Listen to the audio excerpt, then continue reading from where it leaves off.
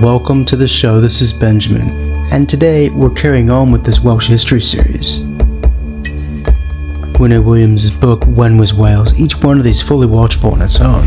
We're covering different periods in the history of this country, Wales. And today we reach this rupturous, chaotic period that is the 17th century and the civil wars. Really, the British civil wars. They included every country on these islands. They tend to be called the English Civil Wars, but they really were all over. So that's in this video. Let's jump in to the video.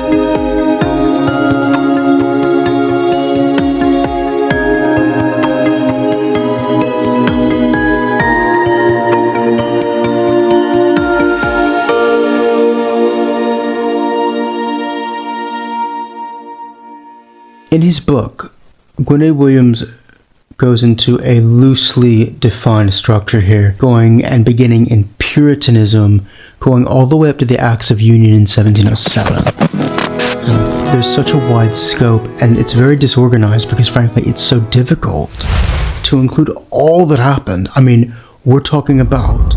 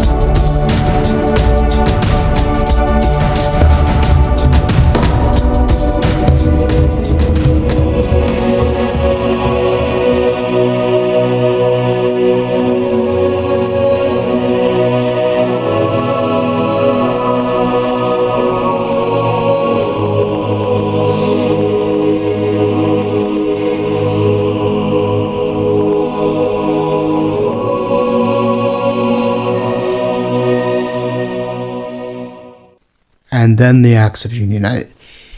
You can't focus on Wales exclusively and encapsulate all of that into a short video.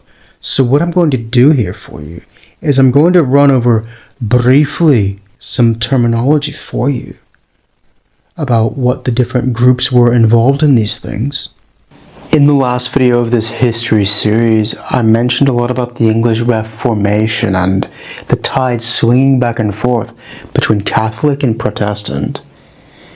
When the English Reformation came in, many people felt that it did not go far enough in expunging Catholic and Popish influences. And from the late Elizabethan time, there's a growth of Puritanism.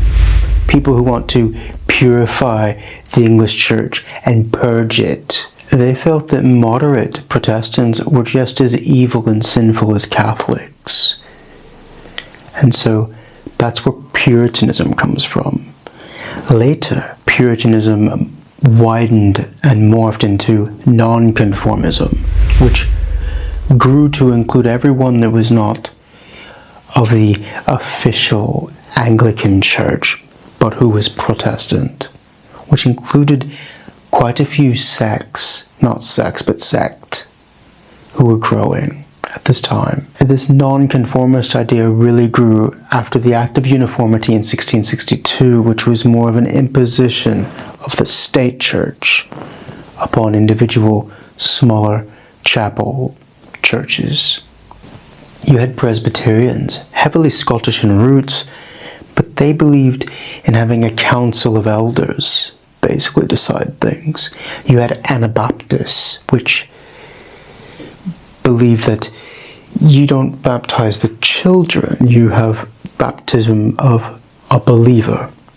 Out of Anabaptists grew another group, Baptists.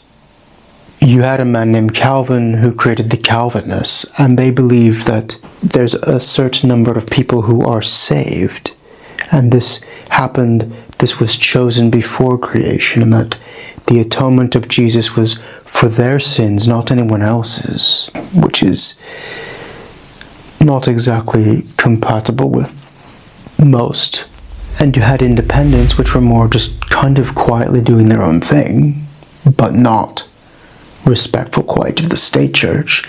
And you had Quakers who reject all religious symbolism. They don't even agree with water baptism. They believe in spiritual baptism. And there's several offshoots of these. They believe in explicitly an individual connection with the Word of God and that holy sphere, that it's something that's a light within you, and that it's not connected through any type of priesthood or anything. And so they were very adamant, many of them, to go to America to escape any kind of religious imposition from any authority. And whilst we're on the topic of different religious denominations and groups, Jews had been barred from England for 350 years. But Cromwell allowed them back in again, or at least the Commonwealth did, for political reasons, but it stuck. And from this point, in the middle 17th century, we begin to get Judaism in Wales again, finally. And from this point to the present day, there is a Jewish presence in our country. So Judaism in Wales is just as old as Quakerism, Methodism, and many branches of Protestantism. Something which we need to touch on, which is important to the Wales of the modern day, is these two sides in the Civil War. Their armies were connected to different faiths, and then the eruption later of the two major political parties. So you had the Roundheads. They cut their hair short. They were the Puritans. They wanted to differentiate themselves from the court. Now, Roundhead was an insult you could be executed for saying, but it was kept alive as a word nonetheless. These were the parliamentarians, and because they cropped their hair short, they wore wigs. And their faction in the parliament later became known as the Whigs. They, later most of them, would go into the Liberal Party and form the bedrock, really, of British liberalism, that great tradition. And then the Liberal Democrats, of which I have in the past been a member. That's where this tradition comes from, those who rejected the absolute authority of the king, who wanted religious freedom for more factions, but, it must be admitted, whose origins lay in oppressing other religions too. You can't have your cake and eat it too. The other side, the Cavaliers they were called, were the Royalists, and they wore fashionable court dress, the finest long hair, the great ornaments. They were not at all the minimalists like the Puritans were. They loved decadent fashion, and they began to be known as an insult, a Tory. This meant an Irish riff-raff ruffian, and now how on earth would a royalist be connected with that? Because in this Irish revolt, they helped the royalists because they wanted to defeat the extreme puritanical anti-Catholic people. So they and the royalists had allegiances, and they helped each other during this time. And that fed slowly into the royalist cause of being called a Tory. And these Tories would eventually become the Conservative Party. So here we have in this civil wars, this collection, the roots of both the conservative tradition, which came slightly later, and the liberal tradition, which was this eruption of new ideas at the time.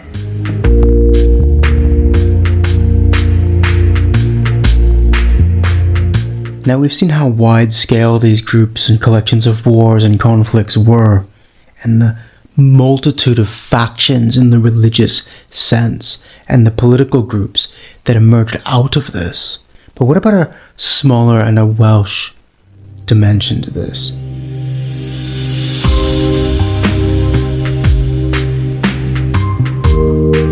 John Poyer had taken advantage of the rich trading routes off the coast of Syr Trefor, became a cloth merchant, became the leader of a local militia, and then made mayor of Pembro itself.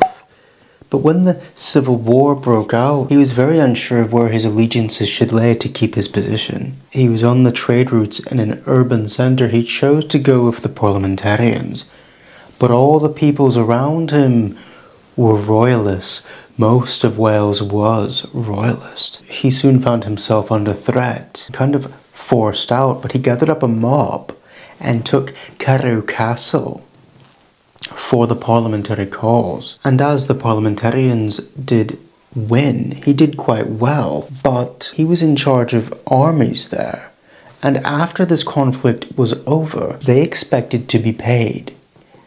And the central parliamentarians became very paranoid, especially under Cromwell, who was very tyrannical in terms of wanting to consolidate power.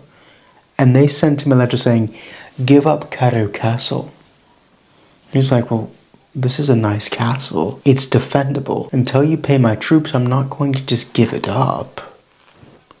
And so they declared him a traitor, and he rose in rebellion with Lacharn, who he had fought earlier, ironically, and a man named Powell, not related to Vassifer Powell, and a rebellion in the north, which I'll get to. And they marched across South Wales toward Cardiff, and they met the parliamentary armies in San Fagan, just outside the city, and they suffered a defeat. He and his two conspirators were captured, and people pleaded, don't kill more people. And the parliamentarians did not want to make even further multitudes of enemies, so they agreed that only one of them would be killed, executed by firing squad, and they had a child draw lots. And the child said immediately after drawing the lots, the little straws, "Did I do a good job?" And John Poyer, seeing he had chosen the short lot, said, "Yes, you've done very well." And he went out to be executed by firing squad, while his two compatriots were released to go free. But his wife, down the road when Charles II came to power, for this loss she was awarded a £300 a year pension.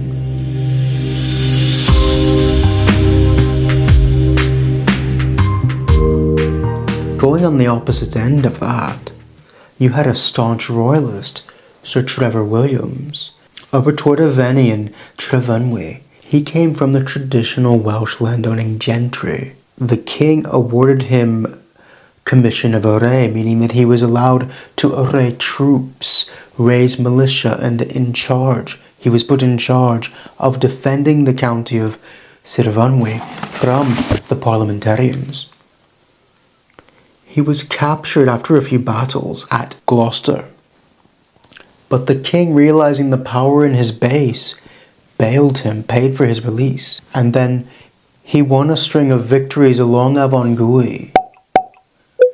He took Trefynwy again and lost it, and took it again, and down Cast Gwent. He fortified castles, re-strengthening them. But the king was beginning to strain him. He wanted him to recruit more and more troops. And he said, "Well, this doesn't really benefit me, does it?" And so he was kind of declared a traitor for a while, and went over to the parliamentary cause. But toward the Second Civil War, just before, Cromwell was consolidating power in this title, Lord Protector. It was very populist. He declared it a republic, but it wasn't really a republic. It was just him. And he was claiming lands and building castles around Syr Trefor Williams's territory, and he did not like this. So he sided again with the royalists, and he was rewarded quite well for this. He was the member of parliament in Mynwy from 1660 until 1692. Not bad.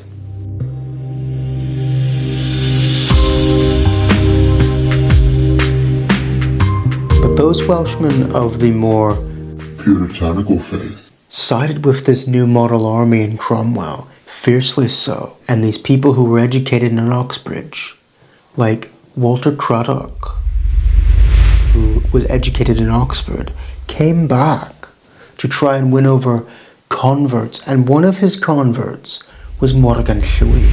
From Ardudwy, but he was a young man now in Wrexham, learning, because you had like these local kind of religious academies, which were how the common folk, if they wanted to achieve success in a learned academic sense, they went to these.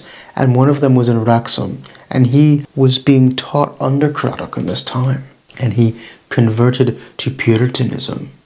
Now, I should mention at this time this idea of fifth monarchy and millennialism, because there's another man who has interactions with Craddock as well, and that's Syr Powell. So Syr Powell and Morgan Llwyd believe in a fifth monarchy and millennialism. So what is that?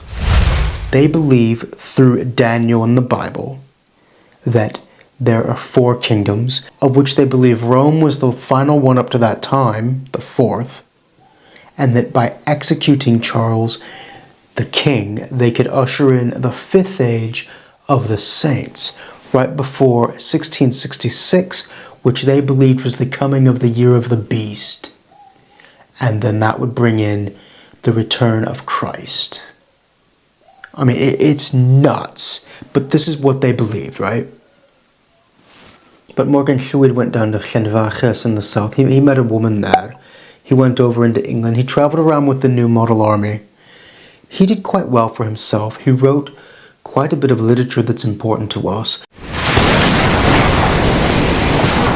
Llyfr y Tri Aderyn. And Llyfr y Tri Aderyn means the book of the 3 birds. The raven, the dark bird, represented, well, Catholicism, papyri, the king, the monarchy. The eagle represented the new model army, the parliament, and the innocent dove, carrying truth, represented the Puritans and their faith, right? But there's an interesting dialogue between these three birds in this book, and it's an important piece of literature that we build on across Wales, emerging into Methodism in the next century. We really create a new kind of religious identity out of many of these works. So that's why he's important.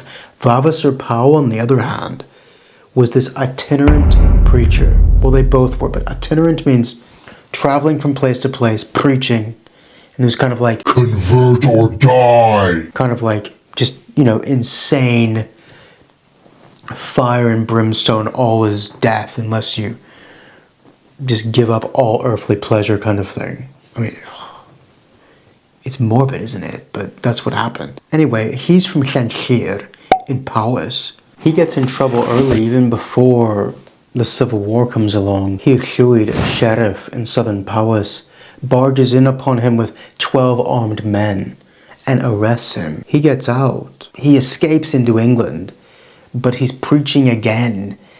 He's preaching against Oliver Cromwell when he accepts the Lord Protectorship. That gets him in trouble. He gets thrown in jail again. He gets out. You'd think he would have learned his lesson, but after the Restoration, he's still preaching, and he gets involved in a plot. After being thrown in jail again, by the way, and out again, he gets involved in a plot to remove the king, and of course, well, he's arrested, and he dies in prison. I mean, he could have just kept his mouth shut after one time, but he's a fine example of this breed of Cymro, this Welshman, that we see really bubbling up through this time and carrying on in a tradition after. And he leaves quite a few carols and hymns, which are quite nice. And he does recruit quite a few people to the parliamentary cause in Powys, right? So that's important.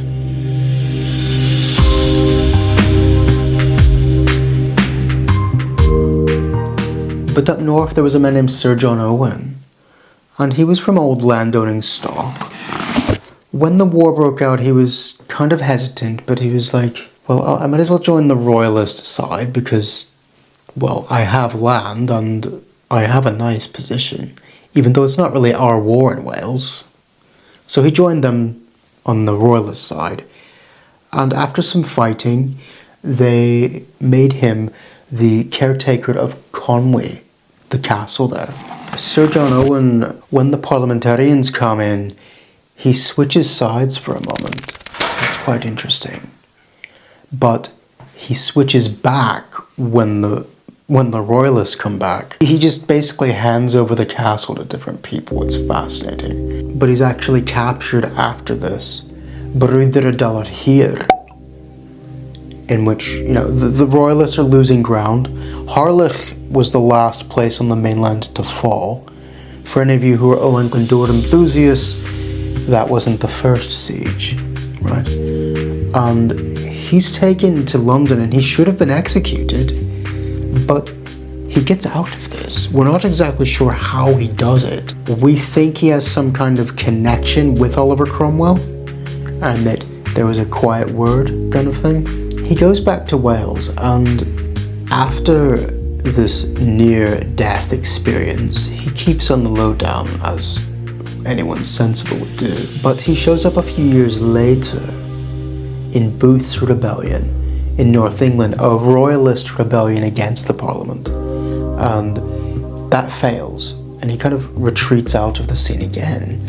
But when Charles II comes back, he rises up again and supports this new king, Charles I's sons, gaining the throne. And for this, he's handsomely rewarded. He becomes Vice Admiral of North Wales. That's quite a title. Nice. As you can see, there were people on both sides and they flipped back and forth often. The only ones that were generally loyal to any side were the uppermost gentry and landed estate gentlemen, for the royalists, and the fiercely puritanical religious nutters for the parliamentarians. The rest of us, this doesn't really seem like we care. I mean, if the English are going to go off and kill each other, is it really something we Welsh want to get involved in?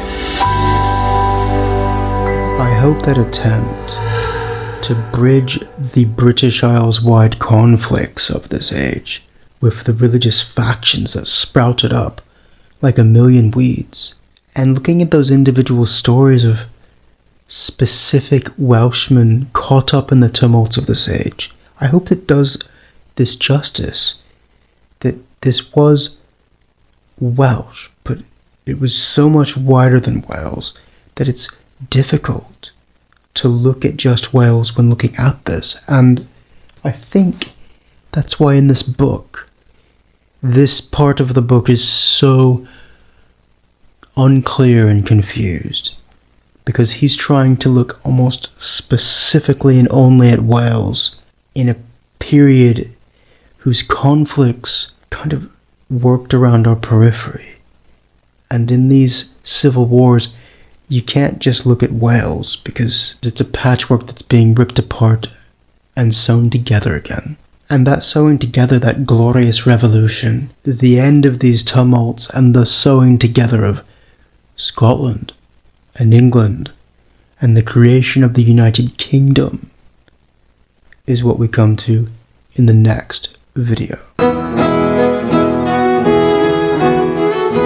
May I take this opportunity to thank my Patreons on the screen now. Thank you for your contribution, diolch yn fawr iawn. And for anyone who comments, likes, super likes, buys me a coffee, thank you very much. Your contribution is invaluable.